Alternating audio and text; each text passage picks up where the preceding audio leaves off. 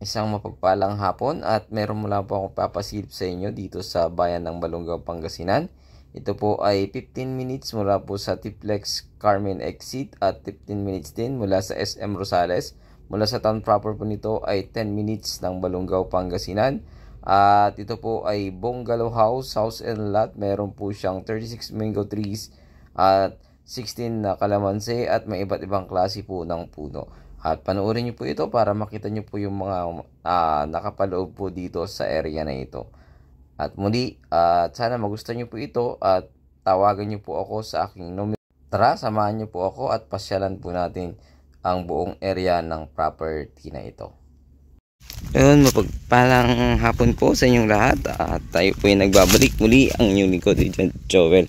So, andito tayo sa pinakalikod. Dito yung boundary. Itong bakod na to. Hanggang dyan sa may mais. Boundary din ng mais. Yung pinaka boundary nito. Ito yung boundary. Yan. So ito hanggang dun sa harap diretso po yan na bakod. May concrete post kaya lang nasira-sira na. Ayan. So dito sa part na ito, dun dito tayo sa likod. At yung mangga, meron pong maraming mangga ito, mango trees. At lahat po ay ito ay Carabao or native. So hanggang dyan naman yung boundary. So nasa pan po ito, ilang meters, nasa 25 meters below. So susukatin ko mamaya sa Google para makita ko po at ilalagay ko po sa description. So dito nakatanim sa likod mais, tas may mga mangga. At andun binibilang po ni Jello yung mangga. Tatanungin ko na lang po mamaya. At ayon sa seller po natin, ito po ay 1 hectare lamang po. At ipapasend ko po yung mismong titulo upang makita po natin. So dito, pag nagpapatubig sila, ito yung daanan ng tubig. Ito naman ay along cemented barangay road po ito. Dito sa bayan ng Balongaw, Pangasinan. Napakaganda po itong investment. Bakit po? Halos katapat lang po ito ng school or katapat mismo ng elementary school ng barangay na ito. At may mga tanim na mangga. So binibilang lamang po. Tapos may tanim itong mga kalamansi. Hindi ko magkakamali, 18 pieces na kalamansi. Tapos may old house po ito sa harap. Bali dalawa sana. Kaya lang yung isa kasi binaklas na yung bubong. Kaya wala na yung parang kung pwede naman sigurong ituloy or magpagawa ng iba na lang. So ayun, ulitin ko, ito ay bayan po ng Balongaw, Pangasinan. At ito po ay 1 hectare po lamang. Ayon sa seller po natin. Pero sabi po namin, pakisend yung title kasi nasa Manila po yung seller po natin dito. So sa ngayon mag-harvest na sila ng mangga. Ayan. So hindi niyo na maabutan yung bunga niya pag nabili niyo ito. So ito po ay murang-mura lang mga sir, mga madam. So sa 4.5 negotiable naman po. At sa 4.5 pag-uusapan po doon yung capital gain tax at kung ano man pong bayarin. Ayan yung boundary, may mga bakod po talaga siya na concrete post, kaya lang talagang tinanggal-tanggal lang po yung mga barbed wire. Ayan. Hindi ko alam kung sino nagtanggal.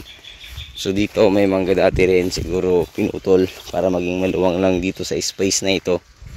So ayan, napakaraming mangga ito. Hapon na tayong nakapunta kasi sobrang init. So kitang kita dito yung bayan, yung bundok ng Balongaw. Ayan, bundok. Ayan. So napakaganda dito. Cemented road na yan sa bandang dyan. So kabahayan yan. So residential area po ito. At the same time pwede mo itong gawing i-subdivide lot. So 3 meters hanggang dito.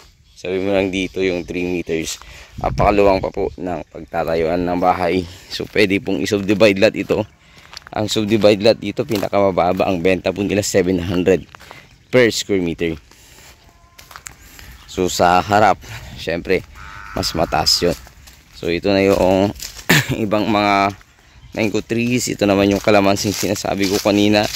Bilangin po natin. Sa 2, 4, 5,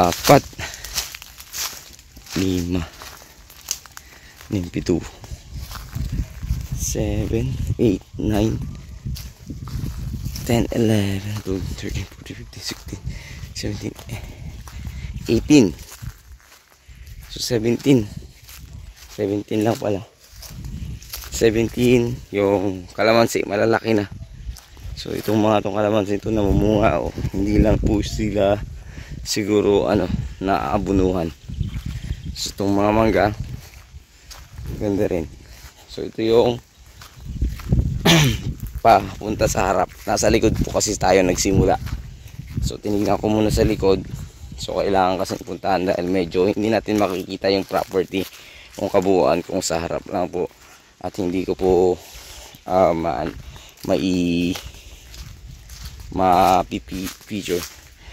Ito yung kung ano to. Siguro bodega nila dati. Ayan, parang hindi natuloy na bahay or bahay dati. Ayan, oh, dito sa likod. So pwede nyo yan. Kung gusto nyo maging bodega, pwede po. Kung gusto nyo itong maging farmland, residential farmland. So ito naman, mayroon pa siyang tawag dito, kasoy. Yan, oh. Kasoy. Masarap kaya ang kasoy. Ayan. May mga bunga siya. So hindi pa siguro hinog yan. Pag hindi po kasi hinog, nakakaano sa bibig. Ayan, laking kasoy nito. Natumba na. Pero buhay pa po. Buhay na buhay. Ayan. So meron din akong nakitang pepper tree. Pepper tree. So dito, malalaki yung mangga dito sa harap. Lalaki. So ulitin ko yan ang Balungaw, Pangasinan. Nakabakod. Kung ano po yung frontage niya, ganun din po hanggang likod. So kailangan lang po sigurong ayusin yung mga bakod dito kasi meron pa. Pero sa likod talaga wala na. So sana magustuhan nyo ito dahil napakaganda.